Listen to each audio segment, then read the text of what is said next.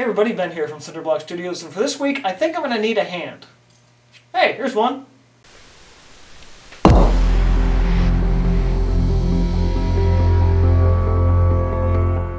So I haven't been painting a ton lately because I've actually been working on this arm. I just finished this up today. This is my Halloween decoration project. Last year I made a skull.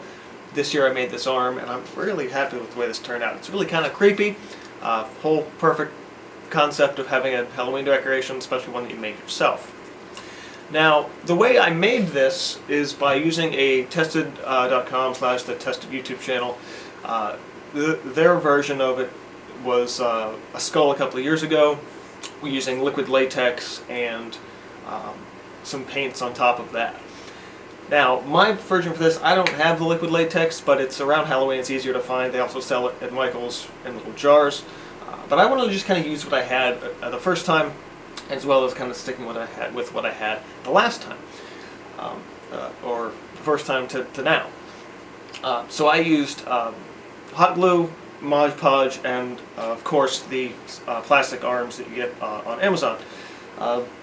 The plastic arms themselves, I go for decent ones, and hopefully life-size ones too. This was, I think, a little smaller than an adult arm, because at least based on where my arm sits, it's just a little bit smaller, but still pretty good. And I want to, put this out and use it as a decoration outside the house, or maybe some combination of inside-outside. So this is just sort of how I did it. I'm going to kind of talk over top of the video footage I grabbed. If you actually want like a more in-depth detailed tutorial on this, I will link that initial video that I learned this from.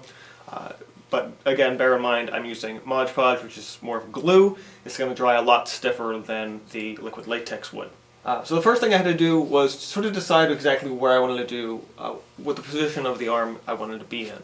I debated on whether or not to leave the arm loose, but I decided since at least for the first of the two arms that I bought, I made sure to I wanted it to be a lot stiffer, a lot more rigid.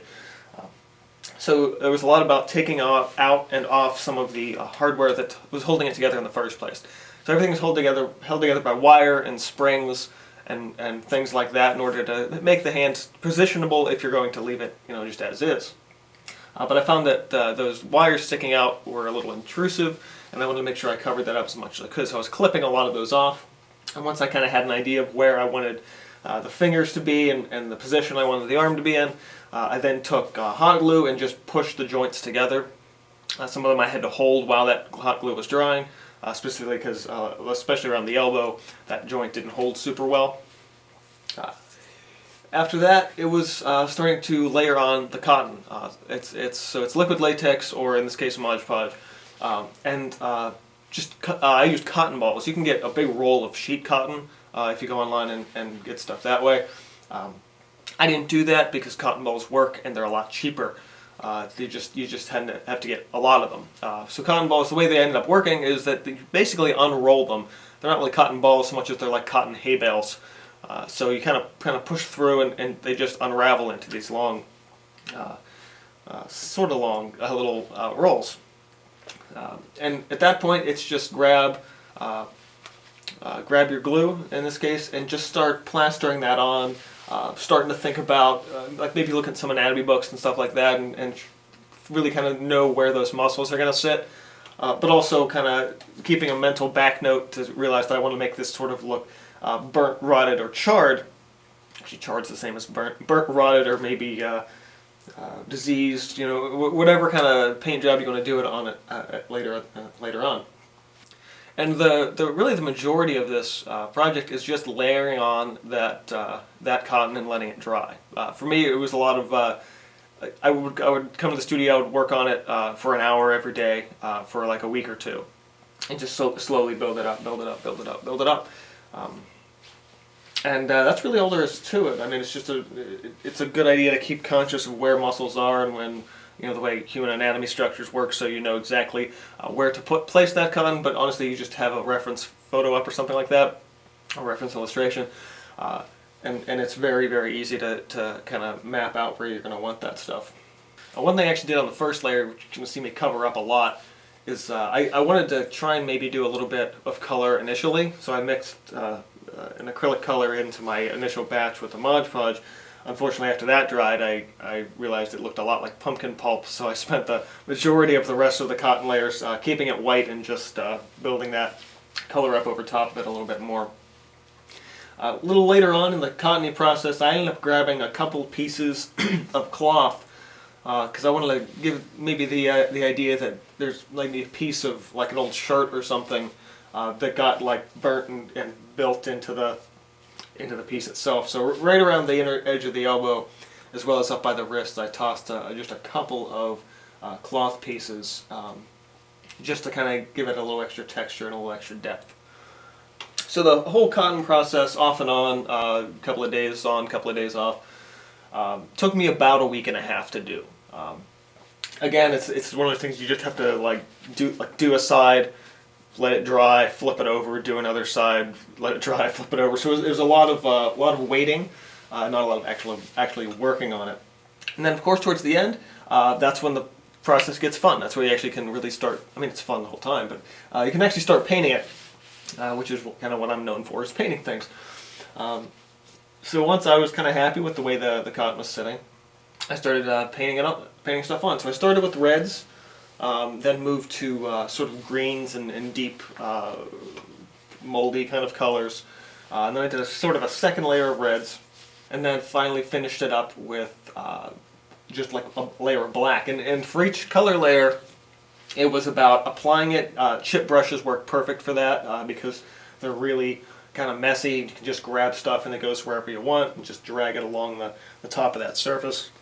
Picks up some places, doesn't pick up other places. And then I had a rag with me where I repeatedly was sort of applying and wiping away in order to make sure that the paint was absorbed in some places as well as was less shown. So I wanted to keep it a model and more variant around everything, and I did the final touch a little bit as I went, just to kind of keep where I'm going. But the final real sort of layer of this was a subtractive layer. I took some rubbing alcohol, which if you've seen some of my videos before, you know that rubbing alcohol basically dissolves acrylic paint even when it's dry. And my paint was still sort of in the drying stage, so I was able to remove a lot of stuff in certain areas. And there are areas that I had purposefully not applied cotton to. So specifically up around the fingertips, some parts down by the forearm, a little bit on the elbow, and a little bit towards the back of the arm, where I kind of came in with just that rubbing alcohol on the rag and wiped that paint away to show exposed bone. I actually, in the process of doing so, I realized I actually put too much cotton on from my initial vision for the project. And actually wanted to have more of that bone showing through, but I guess I just know that for next time. This is the first time I did an arm, but I do have another arm, so I could actually do this again. But yeah, that's really about all there is to it. This is a really fun project, and then the final thing was I just gave it a sealer coat, so I could actually put it outside if I wanted to. But yeah, it's a really fun project to do. Definitely a fun, creepy sort of Halloween prop. Since we're really kind of coming up on Halloween, if you get a rush delivery of these arms, even if you can find them, they're probably sold out at this point. But if you want to keep this idea in mind for next year, I will say don't use a cheap grade plastic. Get something that actually has some weight to it. It's going to make the whole prop seem really, really nice. And yeah, that's about it. This is what they call like a B grade plastic. You can see imperfections, you can see where they kind of push pieces together, but as long as you don't really want to show that stuff, you should be more than fine. So if you want to create something like this, again, check out the tested.com tutorial for that skull project. Really, really cool. That's kind of where I learned how to do this, but I didn't want to make this a tutorial because I just learned from somebody else like 2 years ago, so I'm not perfect at it, but it's still a really fun thing to do. I'm not buying any Halloween decorations. I'm just going to slowly build them up over time by doing stuff like this. So yeah, maybe someday I'll actually have some extra cash and do an entire skeleton. That would be really fun. So for more videos like this and other videos where you see me painting stuff like this, be sure to subscribe to the channel. Follow me on Facebook, Twitter, Instagram, DeviantArt, all that fun stuff. For more like painting stuff, check my website, cinderblockstudios.com, and this has been Cinderblock Studios, and I'll see you guys next time.